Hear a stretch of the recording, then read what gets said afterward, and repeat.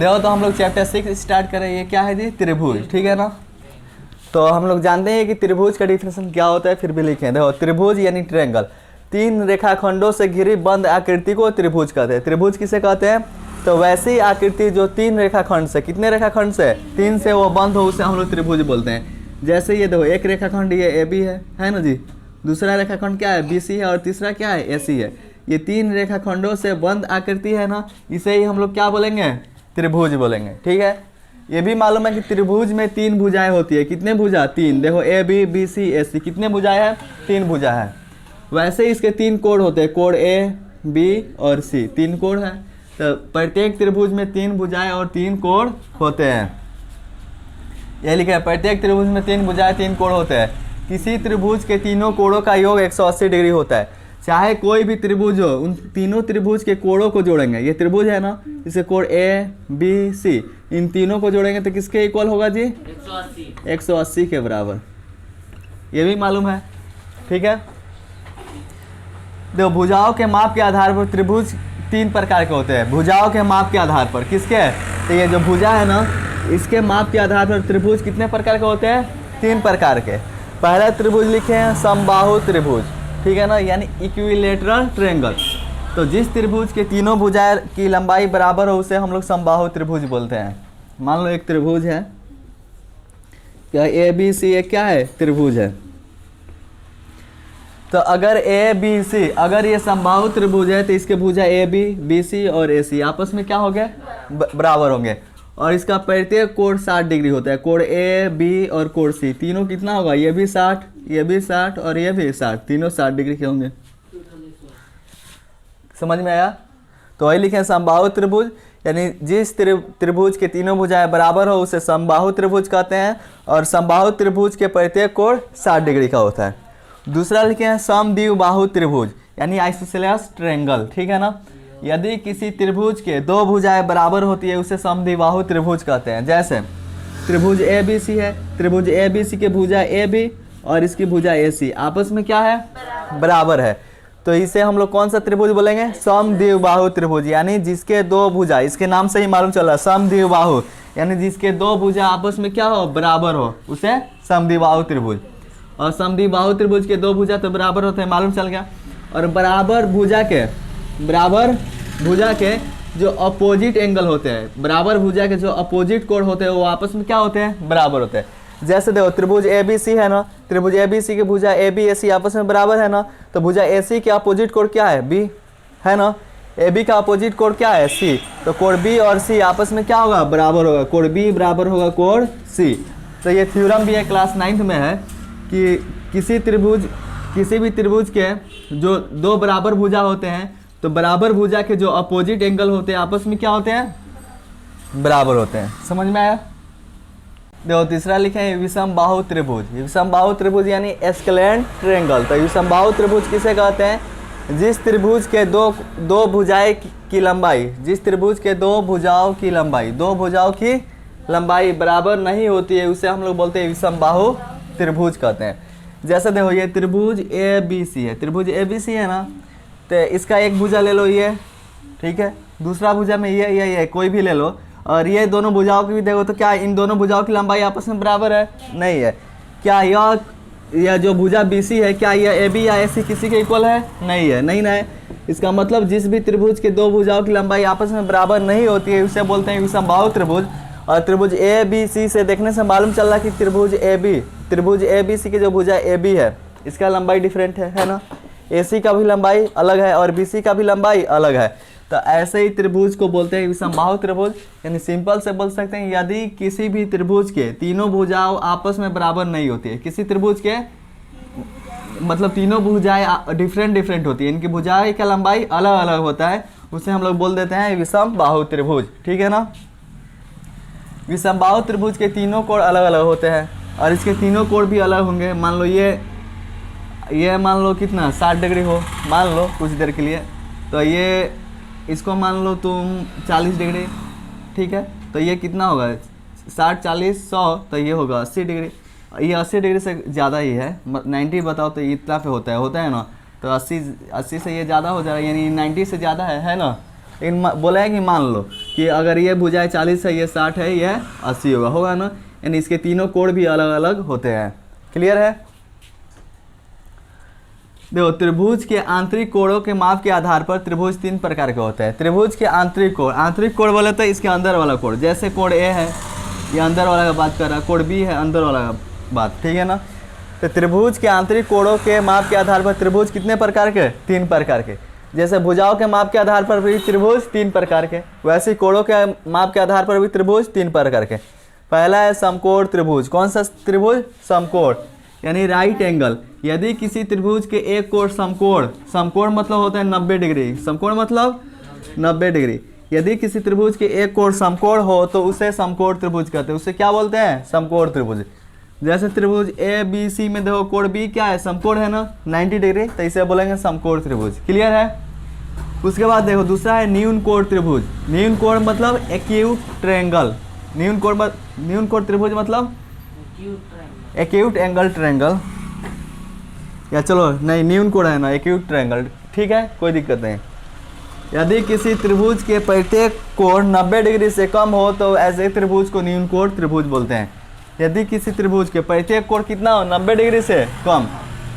तो देखो ये क्या, ये 90 डिग्री से कम नहीं है ना, 90 डिग्री से, ये भी 90 से कम है, ये भी 90 से कम है, तो तीनों कोण 90 डिग्री से कम है, तो ऐसे त्रिभुज को हम लोग बोलते हैं न्यून कोण त्रिभुज। तीसरा है अधिक कोण त्रिभुज, यानी ऑब्ट्यूज ट्रायंगल, और इसी का यूज होगा थेल्स पर में प्रूव करने में, ठीक है ना। तो देखो अधिक कोण त्रिभुज किसे बोलते हैं? तो यदि किसी त्रिभुज के एक कोण 90 डिग्री से अधिक हो, 90 डिग्री से अधिक, उसे हम लोग क्या बोल देते हैं? अधिक कोण। वैसे कोण 90 डिग्री से अधिक हो तो ऐसे त्रिभुज को अधिक कोण त्रिभुज कहते हैं, ठीक है। देखो त्रिभुज ए बी सी है, त्रिभुज ए बी सी है ना, तो त्रिभुज ए बी सी में देखो तो कोण बी है, या 90 डिग्री से क्या है? अधिक है ना, क्योंकि 90 इतना पे होता है, 90 पूरा परपेंडिकुलर लाइन होता है ना, ये 90 डिग्री है, और ये कोण इधर चला है, तो जाहिर से बात है ये 90 से क्या हो गया? अधिक हो गया, अधिक हुआ ना। तो ये कोण बी है, ये 90 से अधिक है, तो इस त्रिभुज को हम लोग बोलते हैं अधिक कोण त्रिभुज, जिसका कोण बी 90 डिग्री से क्या है? ग्रेटर देन है, 90 डिग्री से ये ग्रेटर देन है ना जी, ये अधिक कोण त्रिभुज है।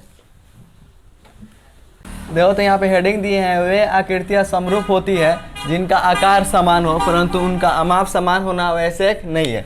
मतलब वो सभी आकृति समरूप आकृति कहलाएंगी जो देखने में एक जैसा हो। जो कैसा हो? देखने में एक जैसा हो, भले वो एक बड़ा हो एक छोटा हो, उससे मतलब नहीं है। वही लिखें कि आकृतियाँ समरूप होती है जिनका आकार समान हो। जिनका आकार क्या हो? समान हो, देखने में एक जैसे हो, उनका अमाप समान होना आवश्यक नहीं है। ये जरूरी नहीं है कि इनके भुजाएं आपस में बराबर हो, ये जरूरी नहीं है कि जितना बड़ा ये है उतना ही बड़ा ये हो, बस देखने में एक जैसा हो तो वो समरूप कहलाती है। लेकिन उनको समरूप होने का भी कुछ कंडीशन है, ठीक है ना, उसको फुलफिल होगा करेगी ये सारी आकृति तो समरूप कहलाएगी। समझ में आया कि वो आकृतियाँ जो देखने में एक जैसी हो उसे हम लोग क्या बोलते हैं? समरूप बोलते हैं। सभी सर्वांशम आकृतियाँ समरूप होती है। सभी जितने भी सर्वांशम आकृति होती है वो क्या होती है जी? समरूप होती है, परंतु सभी समरूप आकृतियाँ का सर्वांशम होना आवश्यक नहीं है। हम लिखें कि जितने भी सर्वांशम आकृति होती है, मान लो कोई भी दो त्रिभुज सर्वांशम कब होती है? दो त्रिभुज को सर्वांशम होने के लिए यह कंडीशन है कि इसका एंगल इसका कोण बराबर हो, ये कोण इसके बराबर हो और ये कोण इसके बराबर हो, और इन तीनों त्रिभुज के भुजाएं भी आपस में क्या हो? मतलब दोनों त्रिभुज के भुजाएं आपस में बराबर हो, तब जाके ये सर्वांशम होती है। तब जाके ये क्या होती है? सर्वांशम होती है। वही देखो समरूप होने के लिए ऐसा कोई कंडीशन नहीं है। समरूप होने के लिए क्या चाहिए? तो दोनों आकृति एक जैसा होना चाहिए। अगर ये मान लो ये समबाहु त्रिभुज है तो इसको भी होना चाहिए समबाहु त्रिभुज, तभी ना दोनों एक जैसा होगा। और जब दोनों एक जैसा होगा तो ये आकृति क्या कहलाएगी? समरूप कहलाएगी। समरूप कहलाएगी ना। लेकिन सर्वांशम होने के लिए क्या कंडीशन है? इसके कोण भी बराबर होना चाहिए, इनके भुजाओं का लंबाई भी आपस में बराबर होना चाहिए, जितना इसका लंबाई उतना ही इसका लंबाई, ये भी बराबर होना चाहिए, तब ना जाके सर्वांशम होगा। तो सही बात है कि जितने सभी सर्वांशम आकृति समरूप होती है, यह आकृति सर्वांशम है। जब ये सर्वांशम है तो देखने में भी तो एक जैसा है ना, तो क्या ये समरूप नहीं कहलाएगी? कहलाएगी ना। लेकिन ये दोनों आकृति समरूप है, ये दोनों आकृति समरूप है। क्या ये दोनों आपस में सर्वांशम है? नहीं है। सर्वांशम होने के लिए कंडीशन क्या है? इसका कोण आपस में बराबर, इसके भुजाओं का लंबाई भी आपस में बराबर, तब जाके ये क्या कहलाएगी? सर्वांशम कहलाएगी, तब जाके ये क्या कहलाएगी, सर्वांशम कहलाएगी। लेकिन समरूप होने का सिंपल कंडीशन है कि देखने में एक जैसा हो वो होगी समरूप, वो क्या हो जाएगी समरूप। लेकिन सर्वांशम होने का कंडीशन क्या है, कोण भी बराबर, भुजाओं का लंबाई भी बराबर, तब जाके वो क्या होगी, सर्वांशम होगी, ठीक है ना। तो वही लिखे सभी सर्वांशम आकृति समरूप होती है। जितने भी सर्वांशम आकृति होती है वो देखने में भी एक जैसा लगती है, तो वो क्या होती है, समरूप होती है। लेकिन ये भी समरूप आकृति है, लेकिन यह सर्वांशम नहीं है। तो वही लिखे सभी समरूप आकृतियां का सर्वांशम होना आवश्यक नहीं है। यह जरूरी नहीं है कि सभी समरूप आकृति सर्वांशम हो, ठीक है ना। हाँ, ये समरूप आकृति सर्वांशम कब होती, जितना बड़ा ये त्रिभुज है उतना ही बड़ा ये त्रिभुज होता, इनका कोण भी आपस में क्या होता है, बराबर होता है, भुजाओं का लंबाई भी आपस में क्या होता है, बराबर होता, तो ये भी आकृति सर्वांशम हो सकती थी ना। लेकिन क्या अभी ये दोनों आकृति समरूप है, क्या अभी ये सर्वांशम है, नहीं है, नहीं ना है। तो याद रखना, ये ऑब्जेक्टिव में क्वेश्चन पूछ सकता है कि सभी सर्वांशम आकृति कैसी होती है जी, समरूप होती है। लेकिन सभी समरूप आकृति सर्वांशम नहीं होती है। देखो, समरूप होने का पहला कंडीशन है, और ऐसे भी इसको थ्योरम में हम प्रूव करवाएंगे। दिया है कि भुजाओं की समान संख्या वाले दो बहुभुज समरूप होते हैं। यानी समान भुजाओं वाले दो बहुभुज क्या होते हैं, समरूप होते हैं। जिनकी भुजाएं दो से ज़्यादा हो वो बहुभुज हो गए, ठीक है ना। जैसे त्रिभुज हो गया, चतुर्भुज हो गया, ठीक है ना। तो भुजाओं की समान संख्या वाले दो बहुभुज समरूप होती हैं, कब होंगी, यदि उनके सभी संगत कोण बराबर हो। मान लो एक ये चतुर्भुज है ABCD, दूसरा है PQRS।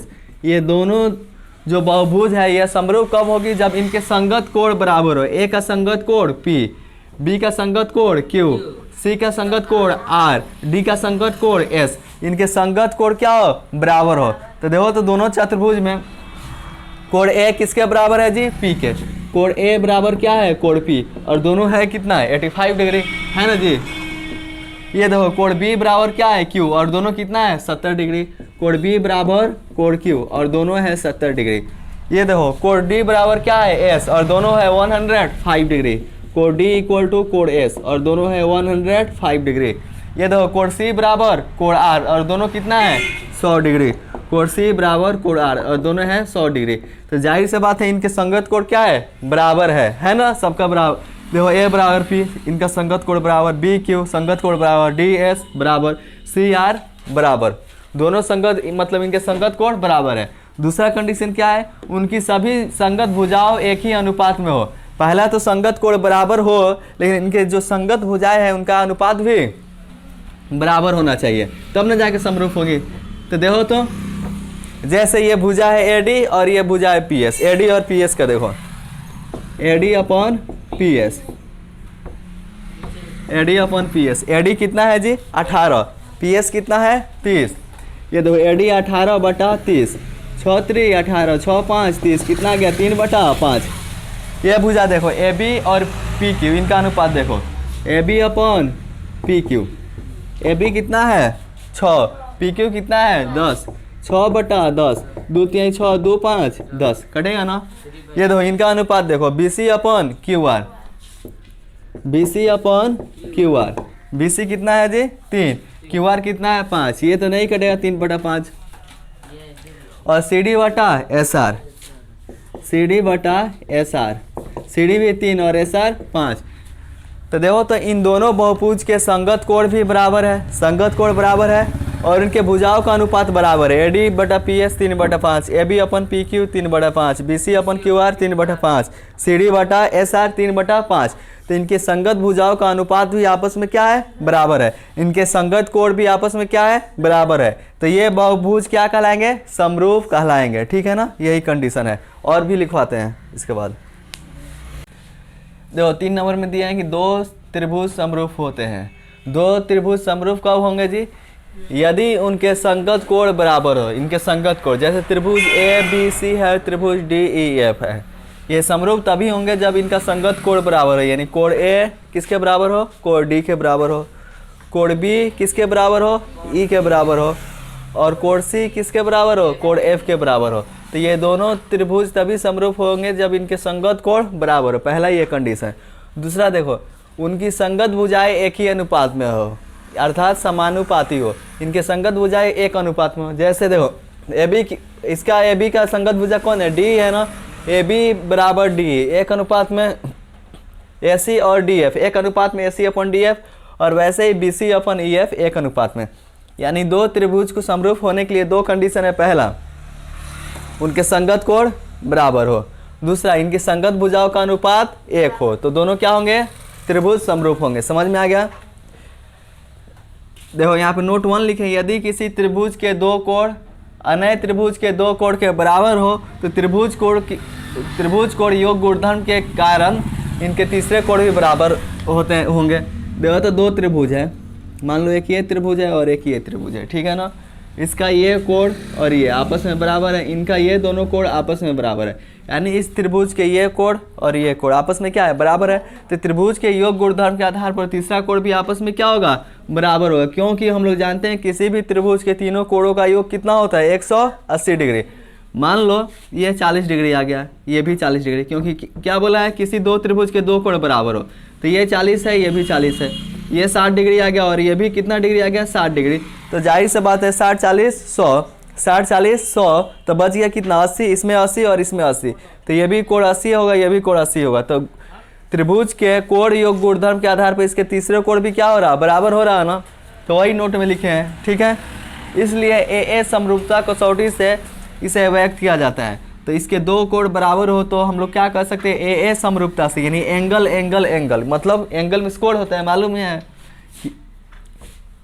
तो ए एंगल एंगल कसौटी से ये दोनों त्रिभुज क्या होंगे, समरूप होंगे। बात समझ में आया या नहीं। हम क्या बोले हैं, किसी दो त्रिभुज के दो कोण बराबर हो तो तीसरा कोण भी क्या होगा, बराबर होगा, इसलिए दोनों त्रिभुज क्या होंगे, समरूप होंगे। क्लियर। देखो नोट 2 लिखे हैं, यदि एक त्रिभुज के दो कोण अन्य त्रिभुज के क्रम से दो कोण बराबर हो, ऊपर वाला ही लिखे हैं, तो दोनों त्रिभुज समरूप होते हैं। यदि किसी एक त्रिभुज के दो कोण किसी अन्य त्रिभुज के दो कोण बराबर हो तो दोनों त्रिभुज क्या होंगे, समरूप होंगे। क्लियर है। देखो समरूप को दर्शाने के लिए इस सिंबल का यूज किया जाता है। मान लो अगर दो त्रिभुज ही है, एक त्रिभुज है ए,